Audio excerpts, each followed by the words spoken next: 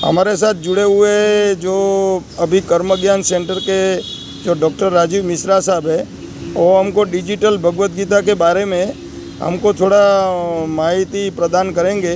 हमने आज उनसे मीटिंग किया है, तो सर आप बताइए। नमस्कार सभी को।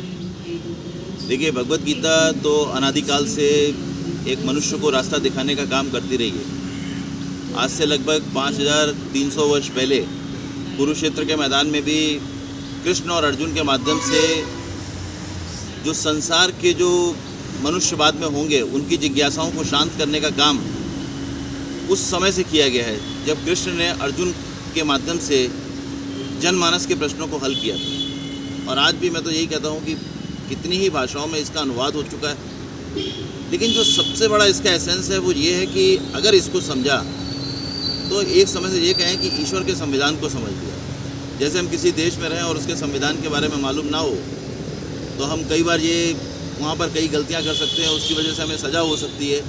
इस तरह से इस संसार में हम आए हैं और अगर हम ईश्वर के संविधान को नहीं समझते तो हम उसी सज़ा को ही काटते रहते हैं, जन्म मरण के चक्र में बंधे रहते हैं, रोते रहते हैं, बिलखते रहते हैं, अपने दुखों का कारण तक नहीं मिलता।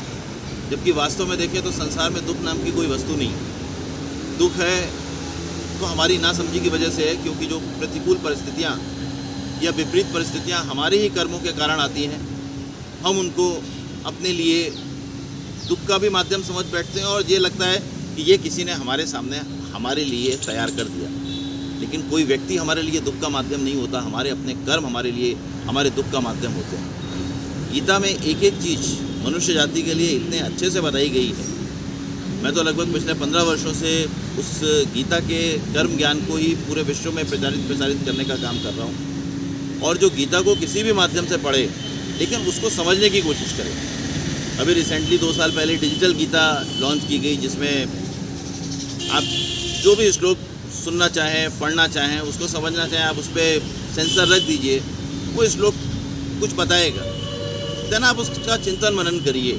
जैसे कोई भी चीज़ है, गीता का 2 अध्याय का 47वां श्लोक कि कर्मण्यवाधिकारस्ते माँ फलेषु कदाचन माँ कर्म फल हेतु भू माते संग अस्तु अकर्मणि, यानी कर्म पर तुम्हारा अधिकार है, फल पर नहीं। अब कितनी बड़ी बात बताई गई कि फल पर नहीं, तो व्यक्ति ये सोच लेता है कि भाई फल मतलब कर्म मैं करूँ, फल कोई और लेगा क्या?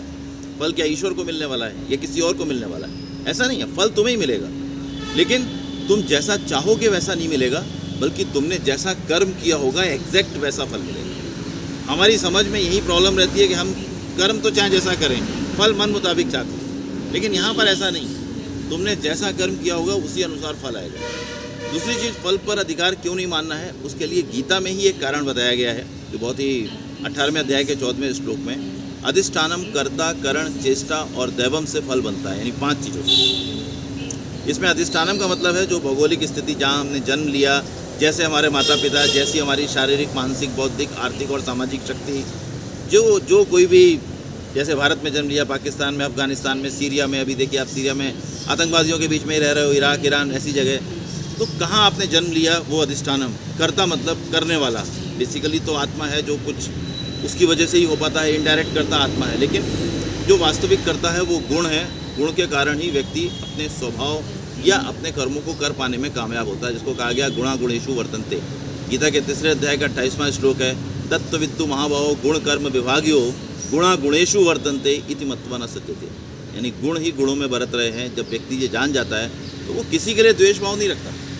वो जानता है कि अगर इस व्यक्ति ने हमें जानबूझ के दुख दिया होगा तो इसका विकर्म बनेगा, पाप कर्म बनेगा, ये इसको भोगेगा। लेकिन अगर ये इसके स्वभाव के कारण ऐसा हुआ है जिसके कारण हमें दुख पहुंचा है, हमें दुख पहुंचना ये इंडिकेट नहीं करता कि सामने वाले का इंटेंशन हमें दुख देने का था। तो ये बहुत इंपॉर्टेंट चीज़ है। जो हमारे स्वभाव है वो हमारे गुणों से बनता है, और जब गुण गुणों में बरत रहे हैं ये हम जान जाते हैं तो हम अपने आप दूसरे के प्रति ईर्ष्या का भाव खत्म कर देते हैं। अगर उसने जानबूझ के किया है तो उसका विकर्म बनेगा, पाप कर्म बनेगा, उसको फल मिलेगा।